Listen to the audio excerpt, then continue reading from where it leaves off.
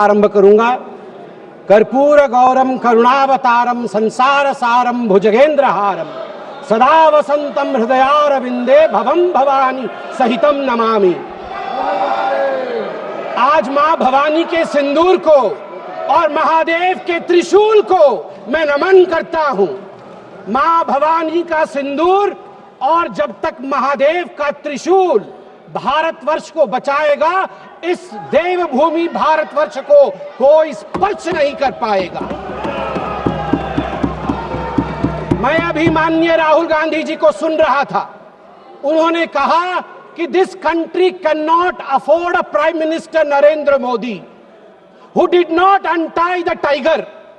मैं उन्हें स्पष्ट रूप से कहना चाहूंगा, mister Rahul Gandhi, this country cannot afford a leader who partied after 26/11, 26/11 के रात्रि में जिसने पार्टी किया था, अखबारों में छपा था, उसे लीडर के रूप में यह देश कभी स्वीकार नहीं कर सकता है।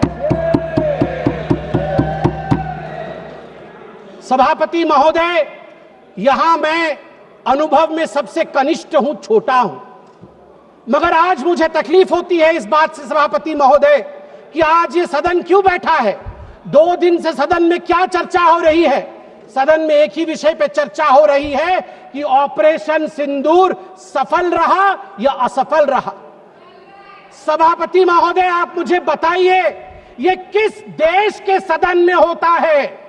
पूरे विश्व के किस देश के सदन में होता है कि सारे सदन के सदस्य बैठ के चर्चा करे कि देश जीता या हारा, देश ने सरेंडर किया या देश सफल रहा? मुझे दुख के साथ कहना पड़ रहा है, 140 करोड़ लोग जब टीवी पर देख रहे होंगे, जैसे शब्दों का प्रयोग आज यहां नेता ने किया है, सरेंडर, कायर, धिक्कार है, भारत पीछे रह गया, भारत हार गया, ये कैसे शब्द है? मैं सीने को चौड़ा करते हुए, छाती पर हाथ पीटते हुए कहता हूं, भारत जीता है।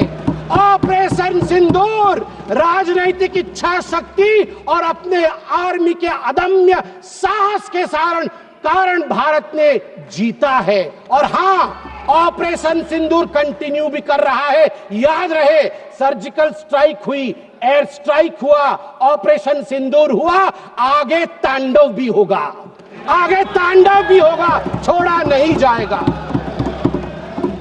आज राहुल जी के एक एक प्रश्न का उत्तर दिया जाएगा और मैं यहां भाजपा के सदस्य के नाते नहीं, एक आम हिंदुस्तानी के नाते कहना चाहता हूं। अभी राहुल जी ने यहां कहा कि हम सब आपके साथ खड़े थे, एवरीवन वाज अगेंस्ट पाकिस्तान, हम सब ने पाकिस्तान की तरफ उंगली दिखाई। किसने दिखाई?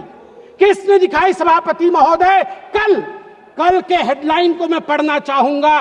कल हेडलाइन छपा है द ट्रिब्यून में। ट्रिब्यून में क्या हेडलाइन छपा है? ट्रिब्यून में हेडलाइन छपा है कि Pakistan narrative was right, Chidambaram the man of Congress pokes hole into India's narrative। जो पाकिस्तान का मुख्य अखबार है, उसका हेडलाइन है कि कांग्रेस पार्टी सही कह रही है, पाकिस्तान का कोई हाथ नहीं है आतंकवादी हमले में, ये भारत की सरकार झूठ बोल रही। ऐसा हमेशा क्यों होता है कि दोनों टीवी चलते हैं, भारत के टीवी पे नरेंद्र मोदी हीरो है और पाकिस्तान के टेलीविजन में राहुल गांधी हीरो है? ऐसा क्यों होता है? सभापति महोदय, मैं एक डोजियर लेके आया हूं। आप जानते हैं कि जिस समय यूपीए की सरकार थी, डोजियर खेला जाता था, ये बात अलग है, अब हम डोज देते हैं। मगर ये जो डोजियर में लेके आया हूं, ये डोजियर पाकिस्तान ने यूनाइटेड नेशन एचआरसी, यूएनएचआरसी को सबमिट किया था, ह्यूमन राइट काउंसिल को। और किसको कोट किया है? डोजियर में बतौर एविडेंस, विटनेस कोट किया गया है, किसी पाकिस्तानी को नहीं, कोट किया गया है हमारे एलओपी राहुल गांधी को। मैं उस कोट को पढ़ रहा हूं और वो कोट है, I quote, It has been 20 days since the people of Jammu and Kashmir had their freedom and civil liberties curtailed. Leader of opposition and press got a taste of draconian administration and brute force unleashed on the people of Jammu and Kashmir when we tried to visit Srinagar. Rahul Gandhi. और आगे पाकिस्तान लिखता है कि United nation देखे, ये हम नहीं कह रहे हैं, ये एलओपी उस समय के लीडर और अभी के एलओपी राहुल गांधी कह रहे हैं कि इंडिया में इस प्रकार की परिस्थिति हो गई है। आप बताइए, ये लोग हमें बताएंगे, ये लोग हमें बताएंगे कि ये पाकिस्तान के खिलाफ है। कब सबूत नहीं मांगा? जब सर्जिकल स्ट्राइक हुआ, यही वो राहुल गांधी है। मैं दुख के साथ कहता हूं, जिन शब्दों का प्रयोग किया गया वो था खून की दलाली। क्या सर्जिकल स्ट्राइक खून की दलाली थी? क्या सर्जिकल स्ट्राइक खून की दलाली थी? और मेरे पास यह भी डॉक्यूमेंट है, जब एक बड़े नेता कांग्रेस पार्टी के ऑपरेशन सिंदूर के बाद इसे सिंदूर का सौदा कहा और सभापति महोदय मैं उसे अनदेखा कर देता, मगर अगले दिन डीजीएमओ पाकिस्तान ने उसे कोट किया और डीजीएमओ पाकिस्तान ने कांग्रेस के तीन वीडियो चलाए। एक वीडियो खरगे साहब का चलाया, एक वीडियो राहुल गांधी का चलाया और तीसरा वीडियो चलाया जिसमें कांग्रेस का नेता ऑपरेशन सिंदूर को सिंदूर का सौदा कह रहा है। We don't need enemies from outside. हमें बाहर से दुश्मन नहीं चाहिए, घर के अंदर ही दुश्मन बैठे हैं।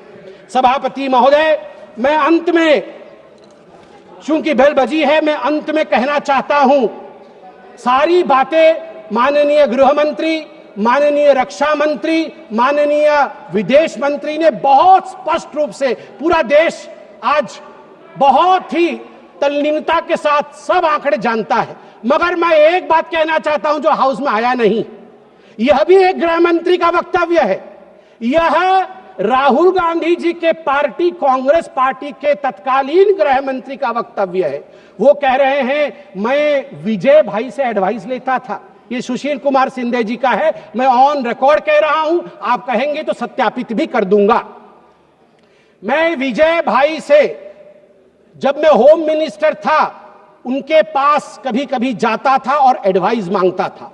उन्होंने मुझे एक बार ऐसा कहा कि असली एडवाइस मैं दे रहा हूं, सुशील तू इधर उधर मत भटक, तू कश्मीर में जा और वहां लाल चौक पे भाषण कर और लोगों से मिल और दल लेक की ओर जाकर वहां पर शेयर कर।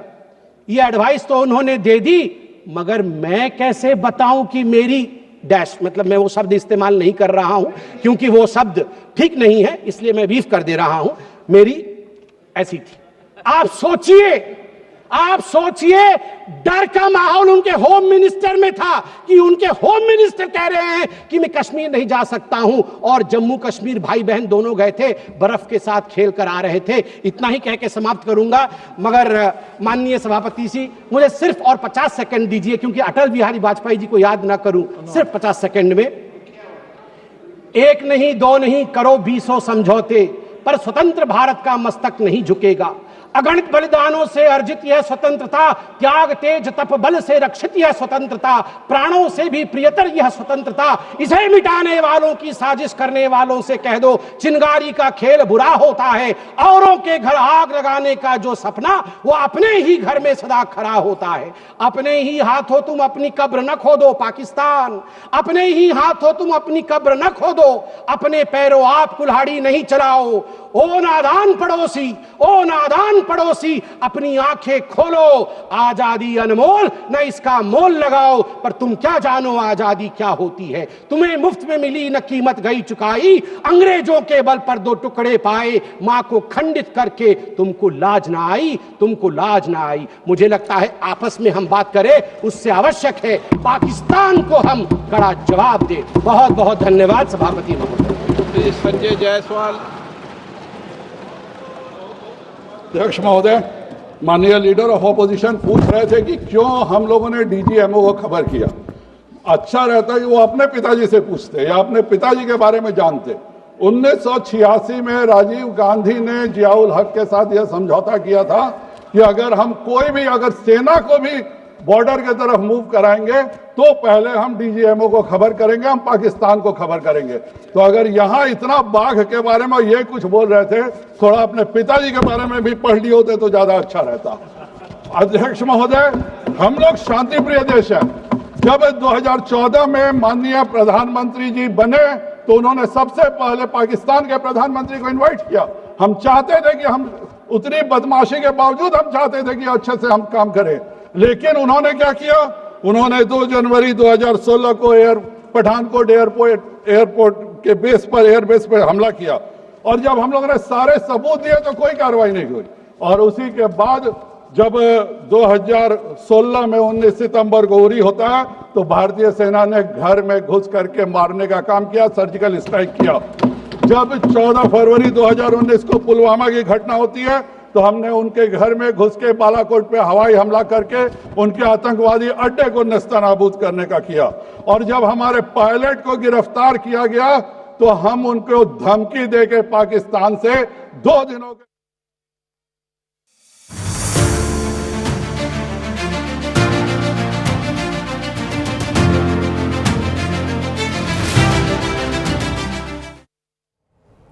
तो लोकसभा और राज्यसभा में कार्यवाही चल रही है। ऑपरेशन सिंदूर को लेकर पक्ष और विपक्ष अपने अपने सवाल और जवाब रख रहे हैं।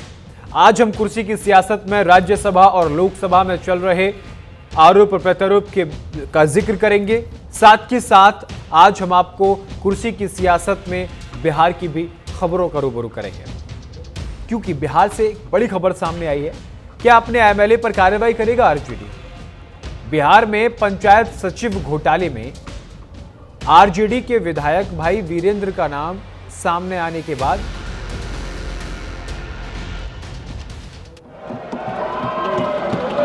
लेकिन हमारे विपक्ष को यह बात समझ में नहीं आती है, क्योंकि उनको यह समझ ही में नहीं आता है कि भारत की शक्ति क्या है। जब 2006 में ट्रेन ब्लास्ट होता है, 189 लोग मारे जाते हैं, तो भारत पाकिस्तान के साथ मिलकर के आतंकवादी घटनाओं की निंदा करता है। जब 26/11 में मुंबई की घटना होती है तो भारत इसकी कड़ी निंदा करता है। अहमदाबाद में जब यूपीए में बम ब्लास्ट होता है, हम कड़ी निंदा। दिल्ली सीरियल ब्लास्ट में कड़ी निंदा। वाराणसी बम विस्फोट में कड़ी निंदा। बेंगलोर में हमारे इंडियन इंस्टीट्यूट ऑफ साइंस में आतंकी हमला करके साइंटिस्ट मारते हैं, हम कड़ी निंदा करते हैं। अध्यक्ष महोदय, इतना हम लोगों ने कड़ी निंदा किया था कि बेचारा कड़ी निंदा भी सुसाइड कर ले। लेकिन जब एक बात और है, अभी राहुल गांधी जी बोल रहे थे कि इंदिरा गांधी जैसा बनो, इंदिरा गांधी जैसा बनो। अध्यक्ष महोदय, कांग्रेस में जब 93,000 सैनिकों को भारत की सेना ने अपने अदम्य साहस और शौर्य से पकड़ा था, तो पाकिस्तान ने भी 618 भारतीय सैनिकों को पकड़ा था। तब माननीय इंदिरा गांधी जी ने 93,000 पाकिस्तानी सैनिकों को तो छोड़ दिया, पर उस 618 में 54 सैनिक हम आज भी वापस नहीं ला सके। इसका जिम्मेवार इंदिरा गांधी है कि नहीं, यह बताना चाहिए। मेजर अशोक सूरी ने कि उनके पिताजी को 7 दिसंबर 1974 को हाथ से लिखी हुई चिट्ठी मिलती है। सेना कंफर्म करती है कि हाँ, यह मेजर सूरी की चिट्ठी है जो पाकिस्तानी जेल से आई थी। लेकिन उसके बाद भी हम अपने उन सभी 54 सैनिकों को भारत नहीं ला सके। यह हम सब के लिए बहुत शर्मिंदा की बात है और इसके लिए राहुल गांधी और पूरे कांग्रेस को शर्मिंदा होना चाहिए। अध्यक्ष महोदय, हम लोगों ने 1965 में पीओके में हाजीपुर दर्रा कैप्चर कर लिया था। अगर उसको हम नहीं छोड़े होते तो हमको कभी भी जरूरत नहीं पड़ती कि पीओके से कोई आ सके। हम लोगों ने 1971 में 13,000 स्क्वायर किलोमीटर इंदिरा गांधी ने पाकिस्तान को वापस कर दिया। हम लोगों ने अक्साई चीन में जमीन कैप्चर किया और माननीय नेहरू जी कुछ नहीं बोले। 1948 में ऑल इंडिया रेडियो में जाकर के उन्होंने रोक दिया कि भाई इसके आगे मत बढ़ो। अध्यक्ष महोदय, मैं एक ही बात कांग्रेस पे कहना चाहूंगा, जो आज हम लोग पर टिप्पणियां हो रही थी कि वह एक समंदर खंगालने में लगे हुए हैं, हमारी कमियां निकालने में लगे हुए हैं। जिनकी खुद की लंगोटियां तक है फटी हुई, वह हमारी पगड़ी उछालने में लगे हुए हैं। बहुत बहुत धन्यवाद।